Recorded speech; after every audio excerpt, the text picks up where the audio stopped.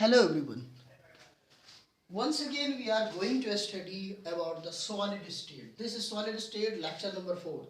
Lecture number 3 में how can we find the radius of a cubic cell. Cubic cell की हम लोग radius कैसे find out करेंगे इसके बारे में हमने स्टडी किया था. आज हम according to पैरामीटर के according how many types of cubic cell उसके बारे में स्टडी करने जा रहे हैं. Now we are going now. देखिए सबसे पहली बात मैं आपको बता दूं कि अकॉर्डिंग टू एटम अरेंजमेंट आपने पढ़ा 4 टाइप के क्यूबिक सेल होते हैं. आज हम लोग पढ़ेंगे according to unit cell. Parameter आपको पढ़ना पड़ेगा. Unit cell according to cell parameter.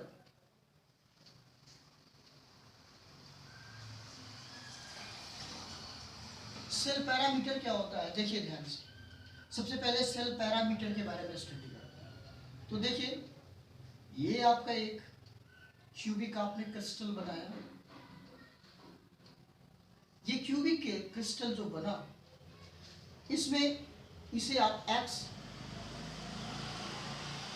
इसे y और इसे z कहते हैं. Okay, x axis, y axis, z axis, इतना तो आप जानते ही हैं. तो ध्यान दीजिए जो y और x ये है दोनों लाइन के जो ये बीच में होगा. ठीक है, दोनों लाइनों के जो बीच में होगा यहां से यहां तक की लेंथ को हम बोलते हैं a. क्या बोलते हैं? a.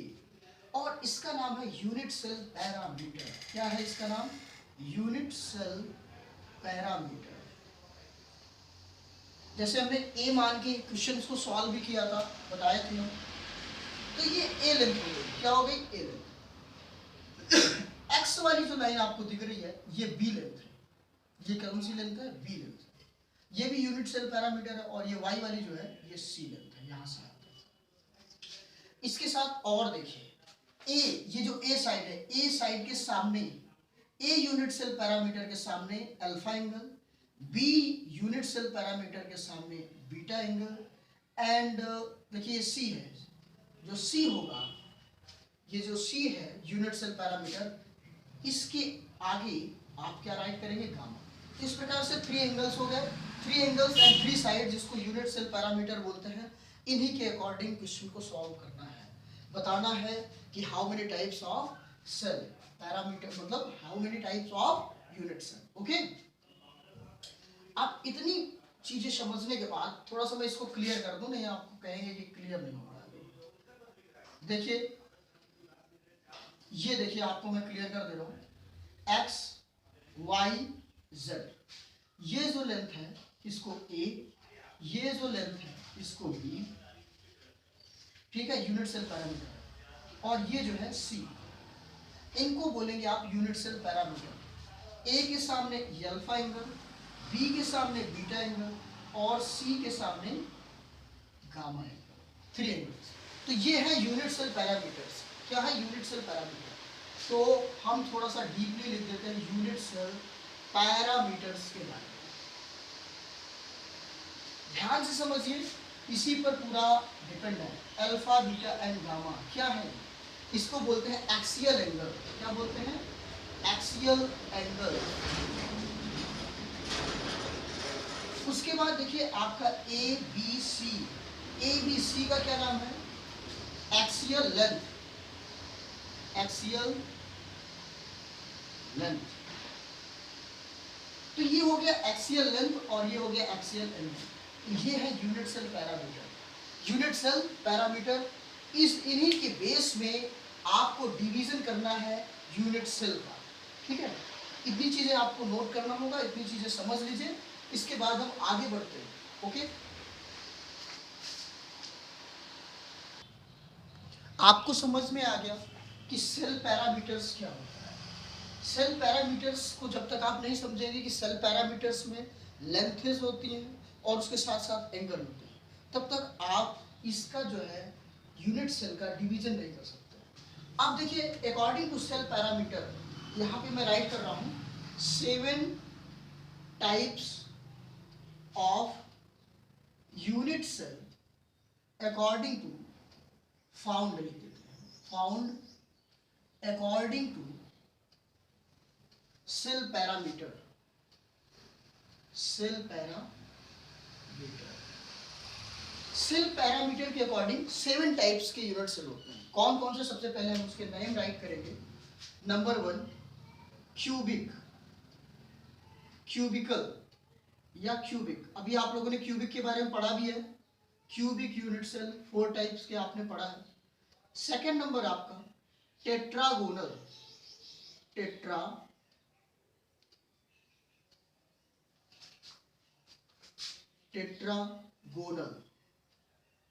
थर्ड नंबर आपका है ऑर्थोगोनल, ऑर्थोरोम्बिक, आर्थोरोम्बिक, आर्थोगोनल भी लिखा रहता है। नंबर 4 मोनोक्लिनिक, मोनोक्लिनिक, हॉस्पिटल वाला क्लिनिक नहीं, मोनोक्लिनिक है, इसके बारे में अभी बता रहा हूं मैं क्या है। 5th नंबर पे ट्राई क्लिनिक। उसके बाद 6th नंबर पे हेक्सागोनल, हेक्सागोनल, हेक्सागोनल के बारे में अभी लास्ट टाइम में आपको टॉपिक मैंने बताया था। इसके बाद रेम्बो हैप्ली, इसके बाद लास्ट में जो है रेम्बो हेट्रल, रेम्बो हेट्रल। अब देखिए इसमें क्या होता है। क्यूबिक यूनिट सेल पहला नंबर है आपका, क्यूबिक यूनिट सेल जिसके बारे में आप स्टडी कर चुके हैं। फिर टेट्रागोनल, फिर आर्थोरोम्बिक, फिर मोनोक्लिनिक, फिर ट्राइक्लिनिक, फिर हेक्सागोनल, फिर रैम्बो आपका हेट्रल। अब इनके बारे में समझिए, इनके सेल पैरामीटर्स क्या है, इनके सेल पैरामीटर कैसे होते हैं और क्या होते हैं, समझ लीजिए। देखिए क्यूबिक जो यूनिट सेल है उसमें A equals to B equals to C, A B C के बारे में अभी मैं प्रीवियस लेक्चर में आपको बता दिया हूं कि ए और बी और सी आपका क्या है। ए बी सी के बारे में बताया हूं कि एक्सियल लेंथ है, दो ही चीज है इसमें, axial length and axial angle.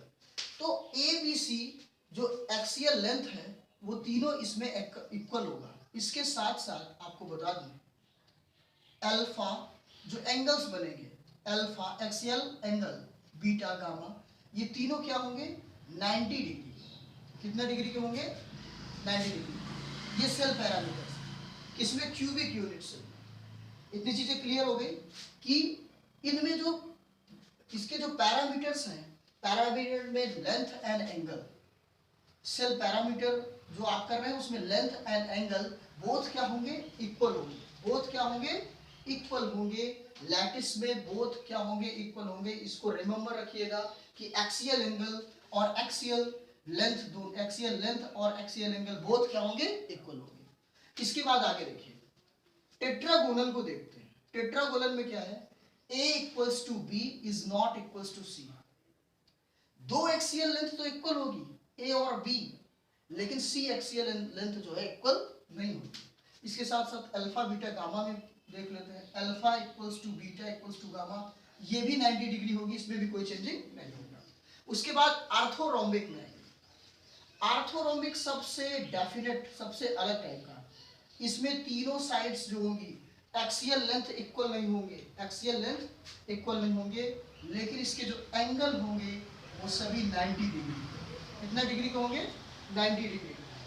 इसके बाद देखिए मोनोक्लिनिक में आए, आप इतना तो कंफर्म ही हो जाइए कि एक्सियल लेंथ और एक्सियल एंगल दो चीजें इसमें पैरामीटर्स में ली जाती हैं। तो देखिए मोनोक्लिनिक में आ जाइए, तो इसमें तीनों दोनों साइड इसमें भी मोनोक्लिनिक में भी इक्वल्स नहीं होंगी, तीन के तीनों लेंथ इक्वल नहीं होंगी, एक्सियल लेंथ इक्वल नहीं होगी। इसके साथ साथ ये इसके एक्सियल एंगल भी तीनों इक्वल नहीं होते, तीनों इक्वल नहीं होते। मोनोक्लिनिक की सबसे विशेषता है कि ये तीनों इक्वल नहीं होते, यानी कि ये 90 डिग्री के नहीं होते। अब आगे आइए ट्राई क्लिनिक में। ट्राई क्लिनिक में एक्सियल लेंथ भी इक्वल नहीं होते और एक्सियल एंगल की बात करते हैं तो एक्सियल एंगल में दो एंगल नहीं इक्वल होंगे, लेकिन थर्ड वाला जो एंगल होगा वो कितने डिग्री का होगा, 90 डिग्री का होगा। कितने डिग्री का होगा, ये देखिए ट्राई क्लिनिक है। ट्राई क्लिनिक में तीनों एंगल इक्वल नहीं होते और जब तीनों एंगल इक्वल नहीं होंगे तो ये 90 डिग्री के इक्वल नहीं होंगे। अब देखिए डिफरेंसेस सब में देखते जाइए, डिफरेंसेस सब में है। देखिए मोनोक्लिनिक जो है इसमें एक्सियल लेंथ देखिए तीनों जो है इक्वल नहीं है मोनोक्लिनिक में। और इसके साथ साथ देखिए alpha equals to beta equals to, देखिए सॉरी इसमें क्या है अल्फा 90 डिग्री का होता है, इसको आप छोड़ दीजिए। बीटा और गामा दोनों एक दूसरे के इक्वल नहीं होते हैं, यानी कि 90 डिग्री नहीं होते हैं। चेंजिंग सभी में रहेगा, ध्यान दीजिएगा। इसके बाद जो आपका ट्राई क्लिनिक है, ट्राई क्लिनिक में भी ध्यान देना है कि इनके तीनों जो है एक्सियल साइड्स जो है एक्सियल लेंथ जो है इक्वल नहीं होगी। और इसके जो एंगल है, एंगल को थोड़ा सा ध्यान दीजिए कि तीनों एंगल इक्वल नहीं होंगे, यानी 90 डिग्री के नहीं होंगे। सभी में चेंजिंग है, सेम नहीं है, ध्यान दीजिएगा। उसके बाद हेक्सागोनल, हेक्सागोनल के बारे में आपने पढ़ा भी है क्या होता है। ए इक्वल्स बी तो होता है लेकिन ये सी के इक्वल्स नहीं होता। ए इक्वल्स बी तो होता है लेकिन ये सी के इक्वल्स नहीं होता। साथ साथ में बात कर लेते हैं इसके एंगल्स की, तो इसके एंगल क्या होंगे, ध्यान दीजिए। इसके angle alpha is not equals to beta, दोनों एंगल इक्वल नहीं होते और इक्वल्स टू 90 डिग्री भी नहीं होते, आपको पता ही है। लेकिन ये 90 डिग्री के नहीं होंगे, ठीक है। लेकिन इतना ध्यान दीजिएगा कि जो y होगा वो 120 डिग्री का होगा। अभी अभी इस हेक्सागोनल के बारे में मैंने डीपली बताया आपको, इतनी चीजें क्लियर होगी। इसके बाद आपका है रेम्बोहेड्रल। रेम्बोहेड्रल में देख लीजिए, इनमें तीनों जो आपके साइड्स होंगे यानी एक्सियल लेंथ इक्वल होंगे, लेकिन एंगल की बात करें तो alpha equals to beta equals to gamma, लेकिन ये सभी एंगल्स 90 डिग्री के नहीं होंगे, ठीक है। अब देखिए फिर से समझ लीजिए, इसमें क्यूबिक यूनिट सेल में तीनों जो एक्सियल लेंथ होंगे इक्वल होंगे, तीनों एंगल भी इक्वल होंगे, 90 डिग्री के होंगे। उसके बाद जो टेट्रागोनल है इसमें दो साइड तो इक्वल होगी लेकिन तीसरी साइड इक्वल नहीं होगी, एक्सियल लेंथ इक्वल नहीं होंगे, बी इक्वल सी के नहीं होगा, ए इक्वल सी के नहीं होगा, लेकिन इसमें तीनों एंगल इसमें भी 90 डिग्री के होंगे। आर्थोरोम्बिक में देखिए इनमें तीनों जो एक्सियल लेंथ है इक्वल नहीं होंगे एक दूसरे के, लेकिन एंगल 90 डिग्री के होंगे। मोनोक्लिनिक में देखिए तीनों एक्सियल लेंथ इक्वल नहीं होंगे, उसके साथ साथ अल्फा 90 डिग्री का होगा और बीटा और गामा जो है वो 90 डिग्री के इक्वल नहीं होगा और एक दूसरे के इक्वल भी नहीं होगा। ट्राई क्लिनिक में देख लीजिए तीनों एंगल्स और तीनों साइड एक दूसरे के इक्वल नहीं है, ना तो 90 डिग्री का बन रहा है। इसके बाद जो हेक्सागोनल है उसमें देखिए ए तो बी के इक्वल है, लेकिन ना तो ए सी के इक्वल होगा ना बी सी के इक्वल होगा। एक्सियल लेंथ, एक्सियल एंगल की बात करें तो एक्सियल एंगल में alpha is not equals to beta और बीटा 90 डिग्री के इक्वल नहीं है, लेकिन इतना याद रखिएगा कि जो गामा होगा वो 120 डिग्री का होगा। कितने डिग्री का होगा, 120 का। इसके बारे में आपने स्टडी किया। इसके बाद जो है आप देखिए रेम्बोहेड्रल जो है, रेम्बोहेड्रल में देखिए तीनों जो एक्सियल साइड है एक्सियल लेंथ है वो इक्वल होंगे और तीनों आपके जो एंगल है वो भी इक्वल होंगे, लेकिन 90 डिग्री के नहीं होंगे। ओके ऑलराइट, ये एग्जाम्स व्यू के अकॉर्डिंग भी बहुत इंपॉर्टेंट है, इसको लर्न करना है, थोड़ा सा लॉजिकल है, थोड़ा सा ध्यान देंगे तो समझ में आ जाएगा। इसके बाद देखिए 7 type of unit cell found according to cell parameter. अगर आप 7 की बात करिए तो 7 4 जा कितने होने चाहिए, ओवरऑल 24 होना चाहिए। टोटल जो आपने यूनिट सेल की बात की तो यूनिट सेल कितना होना चाहिए 24, क्योंकि एक में तो 4 होता है तो सब में 4 का मल्टीप्लाई करिए, 7 4 जा 24। लेकिन ऐसा नहीं है, साइंटिफिक अकॉर्डिंग टू साइंटिफिक ये ओनली कितने टाइप्स का है, ये 14 टाइप्स का है। कौन कौन सा टाइप होता है चलिए हम चर्चा करते हैं। सबसे पहले हम आते हैं इसमें आते हैं क्यूबिक यूनिट सेल में आते हैं। ये 3 टाइप्स का है। ये कितने टाइप का होता है, 3 टाइप्स का। फोर्थ टाइप जो आपको मैंने बताया उसकी विशेष स्टडी नहीं करते। एक एससी आपका होता है, दूसरा एफसीसी होता है और तीसरा बीसीसी होता है। सिंपल क्यूबिक, फेस क्यूबिक और बेस क्यूबिक, ठीक 3। और इसके बाद ये कितने टाइप्स का होता है, ये 2 टाइप्स का होता है। ये कितने टाइप्स का होता है, ये आपका 2 टाइप्स का होता है। कौन कौन सा, सिंपल और body central cubic unit cell. Okay ये 2 होता है, ध्यान दीजिए। और ये कितना होता है, इसके बाद देखिए इसको देख लीजिए, आपका आर्थोरोम्बिक जो है कितने होते हैं? ऑर्थोरोम्बिक होते हैं 4। कितने होते हैं? 4। 1 2 3 और यहाँ पे कर देते हैं। आर्थोरोम्बिक में सब कुछ आ जाएगा आपका, सिंपल भी आ जाएगा, बॉडी भी हो जाएगा, एंड भी हो जाएगा। सिंपल क्यूबिक हो गया, बॉडी क्यूबिक हो गया, और आपका क्या हो जाता है?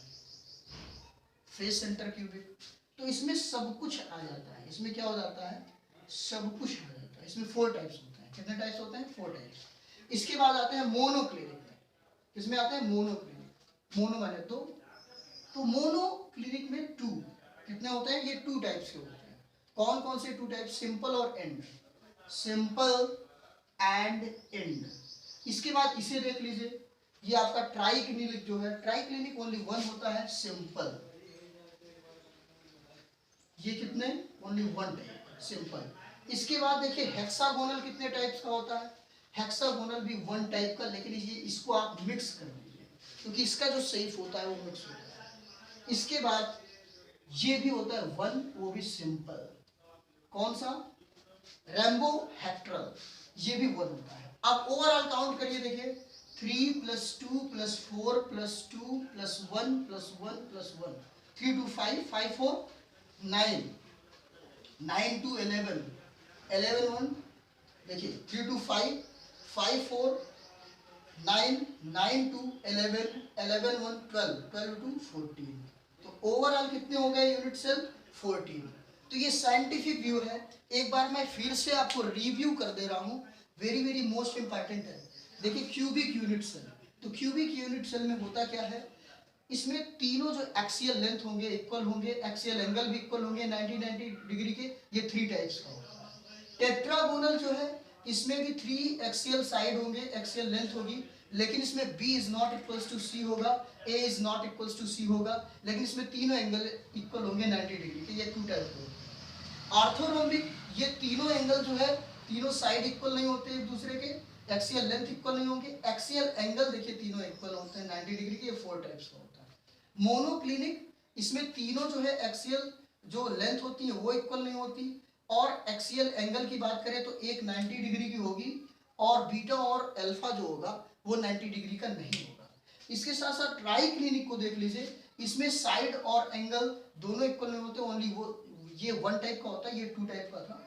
हेक्सागोनल को देख लीजिए, इसमें अल्फा, इसमें एक साइड दूसरे साइड के तो इक्वल होगी, एक्सियल लेंथ जो है इक्वल होती है A और B, लेकिन C इक्वल नहीं होता। इसके साथ साथ इसके जो एंगल है वो भी इक्वल नहीं होते, और गामा जो होता है वो फिक्स होता है कि 120 डिग्री। इसके बारे में आपने ब्रीफ स्टडी किया है। ये 1 टाइप का मिक्स होता है। उसके बाद रैम्बो हेक्ट्रल में देख लीजिए, तीनों साइड इक्वल होंगी, तीनों एंगल इक्वल होंगे, लेकिन 90 डिग्री का एंगल इसमें नहीं जनरेट होगा, फॉर्म होगा। ये सिंपल बनता है, 1, ओनली 1। ओवरऑल देखा जाए तो 14 कितने होते हैं? 14 टाइप ऑफ यूनिट सेल,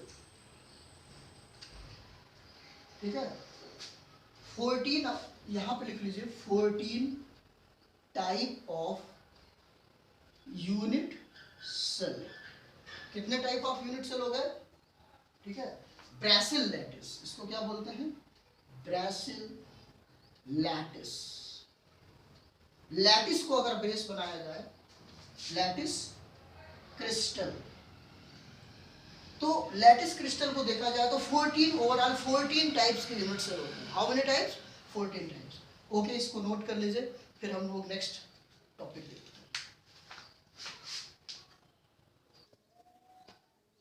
इसके बाद अगला जो टॉपिक है, calculation of density of A cubic crystal, घनत्व। डेंसिटी के बारे में हम चर्चा करेंगे। आपको बता दूं, प्रीवियस ईयर में ये 3 मार्क्स का क्वेश्चन आया था। अमूमन जो है सॉलिड स्टेट से अगर ये क्वेश्चन आ जाता है तो 3 मार्क्स का ये क्वेश्चन आ जाता है, सिंगल क्वेश्चन आ जाता है, क्योंकि ये लेशन ही 3 मार्क्स के लिए बना हुआ है यूपी बोर्ड में। तो 3 मार्क्स का ये क्रिस्टल का क्वेश्चन आया था, और अक्षर जो है आ जाया करता है। तो इसको थोड़ा सा ब्रीफली देख लीजिए, अच्छे से फॉर्मूला कैसे जनरेट होके आएगा उसको समझिए। देखिए, calculation of density of A cubic crystal. जब भी आपको डेंसिटी की बात आपसे कोई करे तो आप सबसे पहले माइंड में लीजिएगा मास अपॉन वॉल्यूम। ओके, तो सबसे पहले हम चर्चा करते हैं अकॉर्डिंग टू क्यूबिक क्रिस्टल के। अब ले लेते हैं Z B the number of unit cell. अब ये क्या है भैया, जैसे बीसीसी होता है, जैसे एससी की बात करें तो एससी में जो यूनिट सेल होता है, एससी में एग्जांपल दे रहा हूँ 1 होता है, एससी में क्या हो जाता है 1। एफसीसी में कितना हो जाता है 4, 314। तो उसी को बोलते हैं जेड, क्या बोलते हैं जेड, कंफ्यूज मत होइएगा, ये जेड है, ओके। एफसीसी में कितना होता था 4, ये आप समझिए, ये आपका वर्ग है, ठीक। तो जेड किसे कहते हैं, क्लियर हो गया। तो Z B the number of unit cell, Z Z समझ लीजिए सबसे पहले, मैं डायरेक्टली लिख दे रहा हूँ। एफ एम क्या है, molecular, molecular or atomic mass, जहां पे एम लिखा होगा वो मोलेकुलर या एटॉमिक मास है। उसके बाद जो ए है वो क्या है, एज है, एज लेंथ, एज लेंथ के बारे में आपको मैं चर्चा किया था, बताया था, ऑफ द क्रिस्टल। इसके बाद देखिए जेड हो गया, एम हो गया, ए हो गया।